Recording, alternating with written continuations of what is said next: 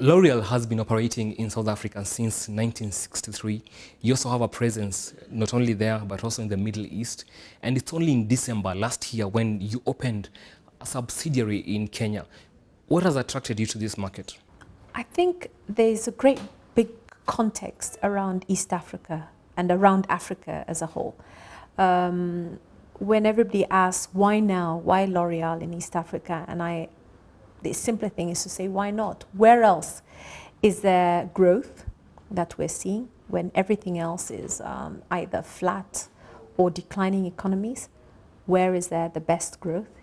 If you look at East African markets at the moment, all of them have plus 5% GDP growth projections over the next few years. So first plus. Second big plus, when you're looking for new consumers, where is the growth?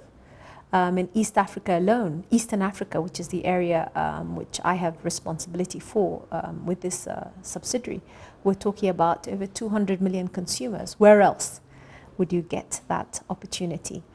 When you look at Kenya and Kenya's the people, the human capital available again in this market, the question would be why not? Why have we taken? Why have we not been here? So I think when we look at all those fundamentals, it all boils down to the fact that L'Oreal being in this market, it is time. And how has been the reception in the market so far? Is this what you expected? L'Oreal is a company with some amazing brands. I mean, if I just talk about the big global ones, in which when I tell people Softsheen Carson with its brand Dark and Lovely, is actually a L'Oreal brand, and that's the biggest brand for people of African descent in the world. And they're like, that is L'Oreal, you know? So it's brands that have been here. A lot of the brands, people know them, they've been here, but they have not been here in a structured way, they've not been consistent, they're in and they're out. So there's a lot of excitement when people say, all these brands which I love, which I aspire to use, which I know are the best, when they realize that now there's somebody on the ground to make sure they'll be available consistently and you know, with the right amount of availability and wherever they want to buy them. So great reception and a lot of excitement. I mean, we are people who love to be beautiful, love to look after ourselves, and we're evolving. So who wouldn't be excited hearing L'Oreal is in the market? Your products are viewed as targeting the high-end clientele. Do you think you're locking out a larger population which could be driving your growth? Yes, of course. And that's part of the strategy. I mean, the strategy for L'Oreal and the promise, our mission is beauty for everyone.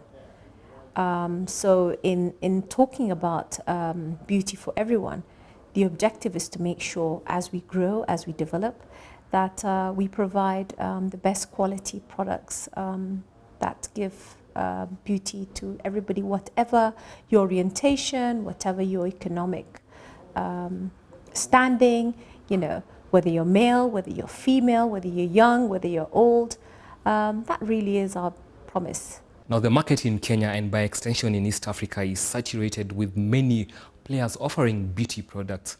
How is L'Oreal differentiating itself from the competition? First of all, when we look at our brands, the quality is exemplary. When we talk about beauty with expertise, L'Oreal puts a huge amount of investment in research in the best technologies, research in what is the latest trend, research in a whole load of areas.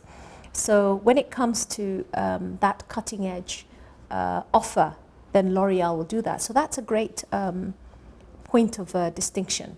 The second thing is the way we present ourselves. I mean, it's, you know, when you see, I mean, look at some of the images around this office, you will see that the sheer aspiration that we present has a lot of appeal. So that is another point of differentiation. And then I think for me, the last thing is that just quality and the equity of these brands that have been built over many, many, many years. That's one thing that is very difficult to compete against. So far, you've been operating in the market for the last 6 months. What challenges have you faced during that time? The first is getting distribution.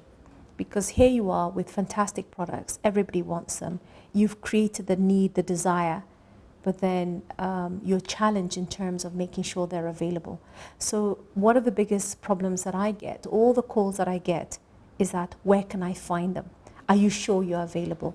And so for me, the thing that would keep me awake most is the ability to make sure that all these consumers who want to use a Dark and Lovely product, or a Garnier product, or L'Oreal Paris product, or Mizani product, that they actually can find them where they go. So that's my biggest challenge.